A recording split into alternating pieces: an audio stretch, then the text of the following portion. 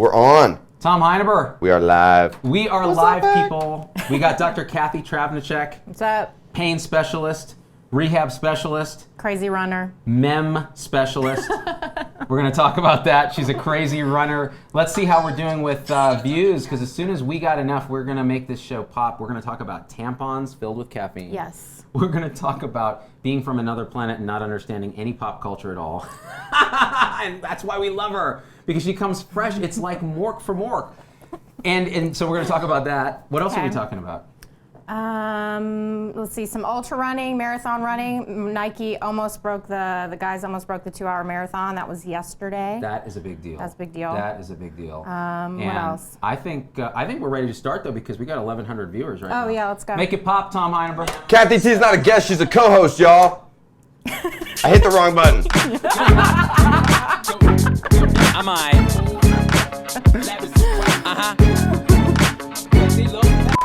Yeah. You know what's funny? It's like Logan made that intro, and it showed a picture of Logan's face in The Big Lebowski in Walter's thing. And you wouldn't know because you're from another planet, but like there's this movie called The Big Lebowski. I haven't seen it. Only guys like this movie. Okay. There's like 3 girls on the planet who like this movie. And he had a picture of his face in there saying, well, you know, am I the only guy who works on Saturday? And he's the only guy here who he's not isn't here Logan's on Saturday. not here. Called in sick. 30 minutes before the show, he called in and was like, I've been coughing and I'm going to mess up the audio. Bullshit. Yeah, bullshit. That's right. Do you hear? You know Logan's watching right now.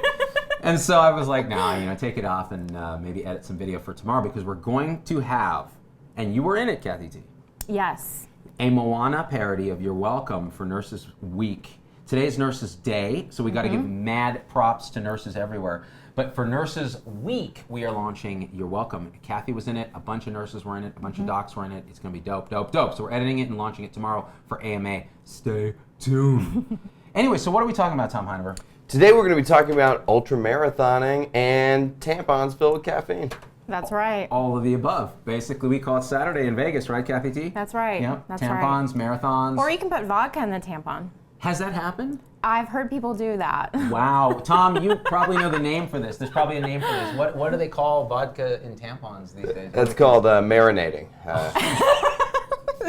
That's good. I believe he might have made that up, but it still feels right, doesn't it? Yeah, it's good. Yeah. It's good. So, I mean, millennials do take rectal enemas of alcohol. That is a thing. And there's a name Called a butt chug, y'all. Butt chug. Butt chug. Yeah. Where were we in the 80s, Kathy T, when people were butt chugging in the 2000s? And I was a child watching the New Kids on the Block and Madonna. That was my thing. I wasn't putting anything up my butt. Well, not yet. I mean, now I'm true. like a pro at all those things, Right. because I learned from my patients in the ER. I'm like, okay, if that can go in the rectum, I can do it times 12. All right, buddy, it's on right now. This is an actual competition. No, but I was watching the Dukes of Hazzard. Yeah. That was one of my favorite shows in the 80s. But I digress. We did a parody called The Docs of Hazzard. Did you know that? No, I did not. not. It had Daisy Doc. I'll have to go look. And so she was wearing the cut off short shorts and doing CPR, just the good old docs. And all, You just need somebody. Yeah, exactly. Wait, so what's up with this tampon thing?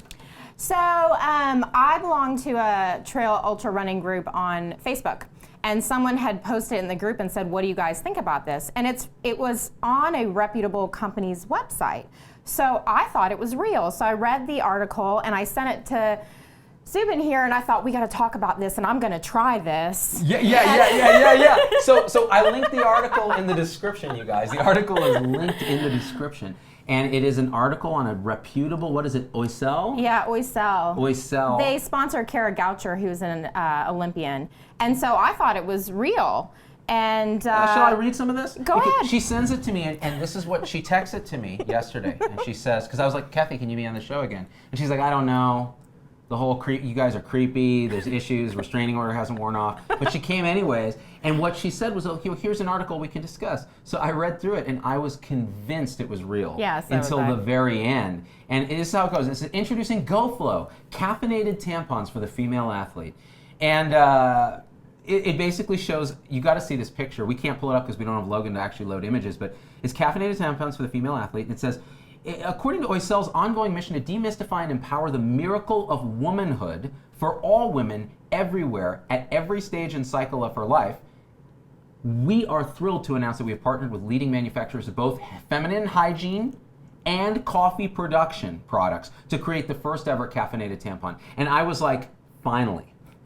Finally, women are going to have a true physical advantage over men in athletics in a way that we are just going to be crushed. Because that constant stream of 100 milligrams per hour delivery device through vaginal mucosa of and so I thought I was totally thinking it was real. And they quote fake doctors who are actually real doctors, Dr. Sarah Lesko. Yes, and the athletes, the athletes that are commenting in the article are actually real athletes that are high, they're elite athletes.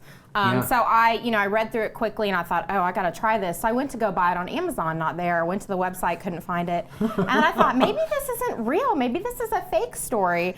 Now I'm a little embarrassed that I was going to try this. And I realized so I go to PubMed and I Google vaginal absorption of medications, and it completely contradicts, the medicine completely contradicts what the article says. So I thought, oh no, that's fake. Wow, it took a lot of research. The anti-vaxxers are always like, you got to do your research. Kathy T does her research. She's a doc, okay, people? She was like, no, I got to learn more about caffeinated vaginal absorption. And, first of all, what I learned? The first thing I learned is that I before E except after C, that rule of spelling, is a lie. Because caffeine is E then I. Oh, and it's not after C. That's true. And so, number one. Number two, I learned about something called Poe's Law. And I was telling Kathy about it earlier. Poe's Law says that basically it's an adage of internet culture that states that without a clear indicator of the author's intent, in other words, a smiley, winky face, sarcastic emoji, or something saying this is a joke. Or like Andy Borowitz, he'll put this is satire now above his articles because people thought they were real. People think they're real. Yep. Why? Because according to Poe, it is impossible to create a parody of extreme views so obviously exaggerated that it cannot be mistaken by some readers or viewers as a sincere expression of the parodied views. Now, this really came of age in terms of vaccine people. They will say the craziest things. So if I do a parody like I did for April Fool's, where I was like, guys, I'm totally on board with the anti-vaccine movement now. I was totally wrong. These guys are right. Like, why wouldn't I listen to a 2-bit B-rate actress over scientists and all of this? And people thought I was serious. It's an example of Poe's Law because it's so crazy on the internet that even the parody seems plausible. Yeah. The fake news seems like real news. And as an athlete, you're always trying to get an edge. Like, what can I do to be faster, stronger, better? And we do use caffeine. I drink coffee before races. I can't drink it during because I get GI upset, I get sick. So the tampon was a fantastic idea. So you were seriously interested in this idea of transvaginal caffeine because I would have done it. And so you had mentioned the caffeine can cause GI upset. So if you're doing an ultramarathon, you probably shunt blood away from gastric and intestinal areas into skeletal muscle. Right. So the stuff just kind of ferments there and can cause trouble, and maybe that's an explanation. I'm making that up. But one thing I wanted to tell you guys, you may not know this, we didn't really talk about it, and Tom, feel free to interrupt us if we're being crazy. Kathy is an ultramarathon runner, an endurance athlete, as well as a physician trained in physical medicine and rehab, then trained again, did a fellowship in pain management, is now has a pain management practice here in town in Las Vegas. Go watch our previous Against Medical Advice called Dilaudid for you. Everybody gets dilaudid. Everybody gets dilaudid. Dilaudid, which that was a great story. But so today she wants to talk about her experience in ultramarathoning and some angle on how it might be a different type of addiction. Now, real quick, can we define this when you say ultramarathon? Yeah. Is that 2 marathons back to back? So it's ultra racing, and an ultra is technically anything greater than a marathon, and a marathon is 26.2 miles. So most ultra races are anything greater than 26.2. So I think the 50K is the next longest, which is about 30-something miles, and then 50 miler, and then 100K, and then 100 miler. There's 135 mile races as well. So you got done with your first marathon, and you were like, I might as well just keep running. You're basically like Forrest Gump. She's like Forrest Gump, Yeah, the female Forrest Gump. Yeah, no, I felt good, and I loved running marathons, but I didn't like the pain of training for a 5K and a 10K. I don't like that lactic acid feeling. So I like the distance running. And when I was out my first job, I met somebody who had done a 50-mile race, and he was 15 years older than me. never been really an athlete. He just kind of went and did it, and I thought, I can do this. Are you kidding me? If he can do it, I can do it. Were you like, did you sit on a bench at some point? And were you like, life is like a box of tampons. You never know what you're gonna get. And you're from Mississippi, right? Yeah. No, or is well, that- I grew no. up in Nebraska, Boston, and then Mississippi. Got it. So yeah, I get that southern twang That from gum Mississippi. thing. That gum. I've been to Forrest Gump's shrimp restaurant. I know the authentic thing. Oh, Bubba Shrimp? Is that Bubba? Yeah, Bubba Yeah, Gump's. Bubba Bubba Gump's. Gump's. Lisa Yoakum says, I know many people addicted to running. I hate running. Do you get that endorphin rush when you do it, Kathy? Yes, yeah, not every time. So when you're training for any type of race, not every run is happy and fun and feels great. Sometimes it's a little painful. Sometimes you're tired. You can be addicted to running, and there are people that love it that aren't addicted to it, but they keep coming back for more. So there's different types of runners up across the spectrum. How do you find that you get into a mental state to be able to absorb the tremendous boredom of running for such a long period of time? Because that's one of the problems, yeah. So I don't, the ultras that I run, or the longer distances, I make sure it's not a road race. So most ultras are in the mountains or on trails. So the terrain varies all the time. So you have to stay sharp, you have to pay attention.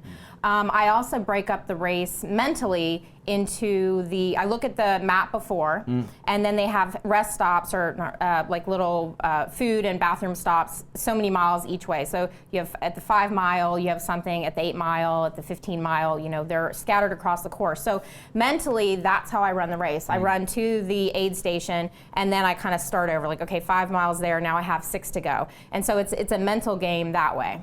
So you kind of break it up that way. I break it up. Yeah, but I never think about, okay, I'm running 50 miles. Never think about it like that. For me, the most I've ever run is probably 7 miles. That's still good. And I broke it up into like, okay, the first 10 steps are the hardest. The 11th step is almost impossible. Number 12, I don't even know how I'm going to get through this. And about 10 million steps later, I'm still doing the same thing. So you're saying that's probably fatiguing me more than it ought to, maybe? It's the hardest thing is to start and do a good warm up. You have to warm up pretty. You have to do a good warm up before you just go out and run. Yeah, because I would just run, then I'd stop somewhere, stretch, and then I'd run again. And now I'm just like, I'm Mr. Stairmaster because going outside in Las Vegas hurts me. It's hot here. Yeah. It's hot here. Kathy, It is hot here. how do you feel that it affects your mental health? I don't know if you read the book Born to Run, but Yes. that's a really interesting book. I did read that book, and I think I think running manages any anxiety, depression, or any stress that I have. Running is my medicine. So, and I always tell patients too, or people, exercise is the best medicine. So running is really my anti-anxiety. Well, I can vouch for this for sure, that exercise in general, particularly aerobic exercise, because like I just come off a week of traveling, doing talks, and when I got home, first of all, I was tired, I was jet lagged, I was eating crap when I was on the road. Yeah, and that's hard when you're on the road. That was part of it, but I hadn't done my usual exercise routine because I just don't like to. Do you have a TRX? What's that? We got to get him a TRX, people. So Do I need TRX is, it was made by a Marine, and he was over, I think, in Afghanistan or in Iraq, and he needed something, he wanted to work out more, so he made this with ropes and something, made a suspension system. So you can, now he's commercialized it into something called the TRX. And you can throw it over the door and do pull-ups and push-ups and squats. It's portable and you can work out in the room. Okay. So Now, we're going to have to get him one now for his travel. Don't No tell me excuses. stuff like that, 'cause now I'm gonna have no excuses. I know. Because I have my little home gym with a treadmill and a Stairmaster. Right. And that works, and then some weights. Right. And so the minute I got back, the next morning I decided, okay, let me get back on this thing. And my mood was crappy. My wife was even, Mrs. Dog was like, dude, what happened on your travels that you're such a little bitch right now? Right. And I'm like, well, yeah, exactly. I'm like, I'm tired, and we have a show to do. And really, literally, an hour after doing, 40 minutes on the Stairmaster, I was back in my bright and bubbly. And she said, wow, you're back to normal. What happened? And I'm like, I think it was exercise withdrawal. Yep. Like, I got depressed, I got irritable, Yep. I got anxious. Yeah. Yep. So you find the same thing with running? Yes, absolutely. Yep. So is it an addiction? Are we having a withdrawal from the exercise? Or is the exercise preventing what would be normal malaise? I don't know the answer. We need a placebo-controlled. We need to clone ourselves and do a placebo-controlled trial with ourselves. Pretty soon we'll be able to do that. So Yeah. 10 years. We'll My get that goal done. is to be able to make out with myself in 10 years. Oh. And the show is completely off the rails. Lisa Roman says walking is better for you than running. What are your thoughts on that, Kathy? So it depends on your physical fitness. It depends on your other health conditions, on what is the best exercise for each individual. So some people cannot run, and walking it can be good for them, but you have to get your heart rate up. And what are you doing climbing on the walls? I tried. It's not a climbing wall. Yeah. And now I hurt myself because I pulled something. So every person is different, and I don't tell everyone that they should run. Some people should not run. We find what exercises are best for their body and their conditioning. And so sometimes it's swimming, sometimes it's biking, sometimes it's walking. It's not always running. Yeah. Cheryl wants to know, how do you exercise when there is a new physical disability and depression from the disability? What's the best way to cope with that? Oh, wait, what's the disability though? So I don't know. Somebody has a wasn't physical problem that leaves them partially disabled, not able to do certain exercises. Right. And then they're depressed because of the disability. And then Yes. how do they start exercising to start to alleviate some of the depression when they have a disability? I mean, I think you answered it earlier when you said there's all different types of exercise. Right. There's no one prescription. Right, and I usually sit down and say, okay, where have you been? Where are we at? And then make sure the depression. Sometimes the depression has to be treated with various medications or diet changes or whatnot. And so I really look at everything and try. And then once we get a little better handle on it, then we try to exercise. And some people say, I don't want to take any medicine. I just really want to try to exercise. And so then we get a plan together and figure out what's good for them. And depending on the disability, we'll determine what exercise that I recommend. Do you end up recommending things like yoga and Tai Chi and other mind Yes. body? Yeah. Yes, absolutely. And sometimes, even at the end of a stressful day for me, if I've worked a 12-hour day and I'm supposed to do an 8-mile run and I'm really tired, I will instead go get a massage or go to yoga or go relax, because sometimes the exercise you need is relaxation. So where do I have just a basic question. Where do you find the time to exercise with all your shifts at the hospital? Because that's a big thing for a lot of people. I don't work at the hours. hospital. Step one. Oh, clinic. that's right. Yeah, no 4 days a call. No call, 4 days a week now. And so I go in the morning before work or after work, depending on my day. And I always work out on my days off. Friday, always running on Wednesday, Friday, Saturday, Sunday. And then I get another day or two on the other days. So I'm doing at least 5 days a week. But you guys have both been through an intense shift work environment, 12 hours, and so how would you deal with it then? So I rarely have 12 hours where I'm working straight now. I used to have that, and it was hard for me to exercise. I actually would go after and just do the elliptical trainer for 45 minutes. Sometimes I would try to jog, but if I was really tired, it was more lower level exercise. Well, so even so, and I think this applies to a lot of nurses who have 12-hour shifts or 8-hour, 12-hour shifts. You can still do it. You just have to make it a part of your life. Yes, you have to plan for it. It's kind of like being compliant with a medication in a way. If you start skipping out, you're going to start to feel the effects. If it's an antidepressant, that's what happps to me with exercise if I start skipping. Yeah. And Miles Day was asking, what's your diet before you run an ultra race? So I really, most of the time I eat clean. So I don't change too much what I do. What do you mean by eat clean? So I eat a lot of vegetables, some fruit, and chicken, fish. I eat a lot of kale salads. I'm eating a lot of kale. Yeah. But I can't eat kale or spinach, those types of things, the day before a race. So usually I eat squashes and beets, and then chicken the day before a race. And then the morning of a race, oatmeal and coffee. And then during the race, I have pureed packages. One is a beet, ginger, and apple puree, and the other one is a mango, coconut, and banana puree. That is Because I don't like the processed artificial foods. I don't like the gels. I don't like the Cliff Blocks with all the sugar. You need, when you're doing distance, any type of ultra, you need to also add fat and protein. And depending on how your body processes or how you best function on whatever nutrient it is, because you're going to have to play with your own diet while you're in training, will determine kind of what you eat. I need a little bit more fat in addition to sugar. I can't just eat all sugar. I used to do that, and I would have severe GI upset. I mean, I was in the bushes a lot. Oh, yeah. Sashka says, so you basically eat baby food. Yes, during my races I do. Roundup I do, babies. and I have a baby food processor. Wow, you do? I do. That's crazy. So you're not one of the sort of like Peter Attia low carb endurance athletes where you're you're in ketosis and you're running in ketosis and you're taking your carbs on the day of the race. It doesn't work for me. Yeah. I know, every Everybody's athlete's different, and Yep. you have to find out what works for you. Some people are pure paleo, some people need high carbs, some people need high fat.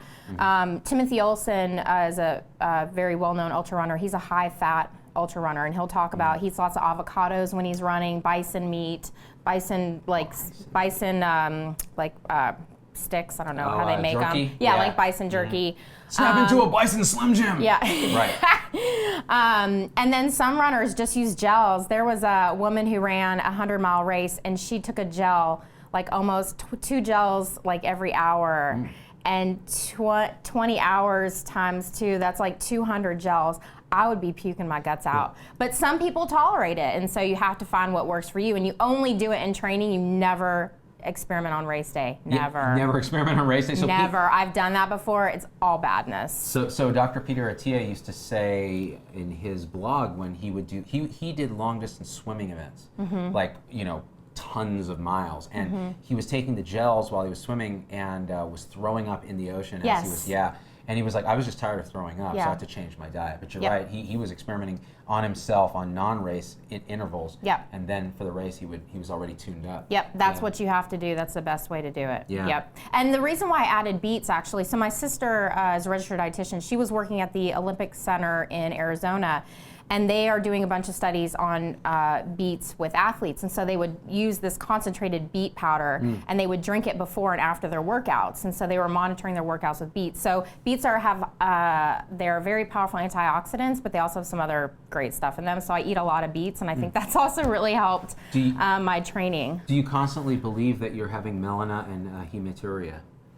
I do not. Yes, I do actually. Yes. So I do have. So I stopped eating beets for a few days just to make sure I don't have any acute kidney injury or kidney injury. Right. That it's not true hematuria and it's just beet hematuria. Now that's actually important because in it ultramarathons you can have rhabdomyolysis, you can have hematuria. Yeah. Have you ever had any of those health problems when you're doing those long runs? I've never had any, but I've had. I had a friend who did a 100-mile race and got a little delirious, was a little dehydrated, was having some pain, and kept taking NSAIDs, and then forgot how many he took and kept taking them, and he ended up having a kidney injury. He went to the ER, he went into a coma, and he was on hemodialysis. I think he was in the ICU for about a week, and he recovered from that. He's running ultras again, but he's not taking anti-inflammatories. So NSAIDs, I think, are the biggest enemy of athletes. I tell people, do not take any anti-inflammatories when you're training and racing for any ultra event. How interesting. And as a pain doc, so you just give them Dilaudid? Dilaudid, everybody gets Dilaudid. Yeah. No narcotics, right? When you're running? Oh, hell no. Yeah, hell no. I don't take meds, period. I don't think it's a good idea. And the NSAIDs, to clarify, the NSAIDs are a problem because they can cause trouble with kidneys, restricted blood flow to the kidneys, acute kidney injury, especially in the setting of the dehydration that can come with ultra racing. Right, and if you're hyponatremic, if you're drinking too much water, NSAIDs can worsen hyponatremia. So they work negatively in both ways. Let's talk about that for a second, because hyponatremia, low blood sodium, is a problem that you see in endurance athletes. Yes, and people have died from hyponatremia. Right, and part of the thought is, and correct me if I'm wrong, is that you're drinking a lot of water, you're not getting enough electrolytes, and you get a syndrome of inappropriate ADH, so that you're holding on to the water and you're peeing out the salt, and over time your sodium drops. And since it happens relatively fast, you get mental status changes, seizures, and potentially death. Right, so what I tell athletes is not to drink a set amount of water. So when they looked at patients or athletes who were hyponatremic, they had like a set schedule of, okay, I'm gonna drink 20 ounces of water, or 10 ounces of water every 20 minutes, and it's just water, and they were gonna drink to prevent dehydration, but they were overhydrating. So if those people who are on that kind of determined schedule, that's not a good thing to do. You don't want to do that. You really want to drink water due to thirst, and that's what some of the medical people that cover all these ultra races, that's what they're recommending now, is to drink water to thirst. So and this is a personal pet peeve of mine. Yeah. Because everybody's always like 10 glasses of water a day. Just keep drinking no matter what, bro, because dehydration. Bro. Your brain is so tuned to understand when you need water, unless you're very elderly, in which case that can get off. Right. that what you drink when you're thirsty, you're probably drinking enough, correct? Right. And for most people. Right. And so this idea of forcing yourself to drink water, I have seen people, young people with hyponatremia, forcing themselves to drink water, especially at clubs and raves. Then you throw MDMA or ecstasy on. Yeah. The next thing you know, We typically don't take that while we're doing ultra runs, just to clarify. Just to clarify. Typically. I use it as in a tampon form myself. Yeah. The vaginal. Funny you say that, Z, because you can stick Molly directly up your butt and get hella high. Did you know that? I wouldn't be surprised. Or could you stick it? You can stick it up your nose too, just in case you had a problem with going from below. I've always wanted to create a man-pon, like a male version of the tampon, as a drug delivery device, but also just to absorb various substances. Kathy, if you're not taking NSAIDs, how do you deal with some of the pain that comes from training, shin splints, stuff like that? So I don't have really any pain. I get discomfort, and if I feel like an injury is coming on, I go to my physical therapist. I start rehabbing it immediately. I do strength training. I strength train twice a week. So I'm making sure that I'm staying on top of myself. Now, I've had injuries where I've had to stop running and rehab them, but just listening to my body. But I do not take medications at all. I heard something that triggered me for a second there. She said, just listening to my body. Because, it talks to me. I know my body. So we hear that a lot from patients who are like, my body's telling me that I should need stick a jade vagina egg in my yoni. No, but it's true. But actually, being in tune with your body is a different subject. It's understanding when you sense something like you're thirsty or you're out of whack or you need to stretch or you need to do more strength training or whatever. By the way, Kathy is ripped. She's wearing a jacket right now to hide you from the fact. Earlier she took it off and I was like, oh my God, she has bigger muscles than me. She's amazing. Like, whatever she's doing, we need to learn what she's doing, Tom Heineber, and we need to do it. Let's see. Franklin wants to disagree with you guys. He says, I would disagree. I'm a med director of Ironman, and if people drink according to thirst, they will be behind rather than according to schedule. I mean, correct. And I have read that too. Yes. So that was actually recommended by some of the ultra running physicians 2 years ago that they recommended by thirst. But yeah, I mean, there are some people who I think when they are in heavy training or they're in a race and they're not paying attention, they may not drink and then get dehydration. So it's probably not as simple as what we said. So it's not a one-size-fits-all recommendation. Yeah. I think in general daily life, outside of endurance training, drinking when thirsty is probably a good algorithm for everybody, but some of the elderly or people with impaired thirst mechanisms. Yeah. Because we do see people in the summer, they get behind the elderly because they have trouble keeping up with hydration. And there was a recent study that said that caffeine, it used to be felt that caffeine dehydrates you and it doesn't count when you're considering total fluid intake. But that's only for acute caffeine ingestion. Right. If you have regular caffeine ingestion, coffee, tea, etc. It is not a diuretic. It is not a diuretic, meaning that you count it in how much you're totally drinking. Yeah. So your cup of coffee in the morning, because I have my 2 cups of coffee in the morning, that's my fluid intake in the morning, and it's not like I'm peeing my brains out all day. I went to the American College of Sports Medicine meeting back in 2011, and basically the whole meeting was about caffeine and hydration. I mean, every single poster and lecture. Wow. So that's when I learned then that caffeine was not a true diuretic, and I thought, thank you. Finally. Drink as much By the way, as I can. what was that meeting really like? Was it a bunch of guys named Dr. Biff going, hey bro, like when I'm like... The best thing about the American College of Sports Medicine meeting is that I can go work out and show up in my workout gear and everybody is working out or they're in their workout gear. It is like the most fit, healthy meeting I've ever been to. It's fantastic. I love it. They're my people. That's amazing. Yeah. Yeah, I have yet to be to a meeting like that. No suits. No suits. Yeah. What we got, Tom Heineberg? Okay, let's see. April wants to know if can hypernatremia or hyponatremia lead to increased risk for migraines? I don't know the answer to that. I'll just tell you this. Any derangement of electrolytes, whether it be sodium, potassium, magnesium, whatever, can lead to symptoms such as headache.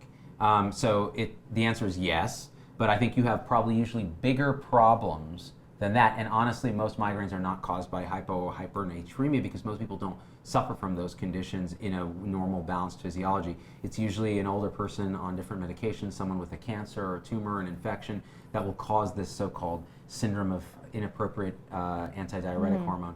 That's for the hyponatremia. Hyper is often a dehydration state, or there are other hormonal states that you can have. But if you're having those problems, those are your primary problem. Yeah. The migraine is that's a symptom of this underlying issue that needs to be addressed. Colleen would like to know what recommendations, Kathy, you might give to vegan runners who want to replenish lost nutrients during ultras. That's a good Great question. I actually don't give recommendations. I send them to my sister, who's a registered dietitian, and she is a vegan ultra marathoner, Ironman. Who is your family? Wait, you from? So I just send them to her because I don't know what the hell with vegans. Like I need chicken, fish. I got to do that. But she's a vegan, so I send all those people to her. Wow, interesting. So Or Scott Jurek. Scott Jurek is a vegan ultra runner, and his book is good, his cookbook is good, and then he has a bunch of stuff on veganism and athleticism. I imagine there's a lot of legumes, high in protein. Yeah. Maybe Beans, rice. nuts. Hey, Z, we're having a pretty significant audio issue. Oh, really? Yeah. So we might just want to call it. Right? Yeah, I think we should. Yeah, static and audio problems. You know what? It's that box. Oh. It's that box. Hello. No, it's the box that we're using to stream. Logan had updated it. Logan. And Logan's not here to yell at, but it's potentially causing static problems for some of our listeners. We will check it out afterwards and see if it's still a case. Black Magic had apparently updated the software for the box, but apparently they're liars. And we will find them and we will cut them. That's right. Because that's what we do. That's all right. By the way, so last thing that I'm going to say, I was talking about how you were from another planet. Yes, You got to I am. understand, Dr. Kathy T, all right, first of all, very highly respected physician, works very hard, runs and exercises a lot, has very little free time, therefore has no connection to current U.S. popular culture whatsoever. So I knew this because she walked in and pointed at this guy and goes, "Who's that mummy on the wall?" Number one. Number two, today she said, I have this series of memes that were sent to me. And I was like, memes? Like, plus chose, They're memes. Plus say la même chose. They're And memes. from now on, I'm calling memes memes because that is dope.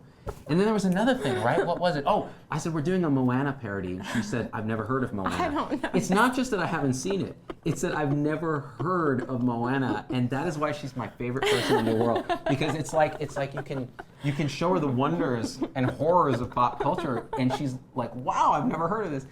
And so, guys, we love having her on the show. She's super, super awesome. If you guys have questions, leave them in the comments. Kathy will answer. We're sorry about the audio problems. Yeah, sorry. But hit share on this. We'll try to see if we can fix it for the podcast because the podcast and the YouTube version will not have audio problems because they won't have the streaming issues. Anyways, Kathy, anything else to tell the Z-Pack? No, not off the top of my head. Watch Kathy tomorrow in our Moana parody. Yes, it's I'm going to be stabbing. She's stabbing somebody. The Moana parody that she never heard of the movie. Never. Yeah, I didn't.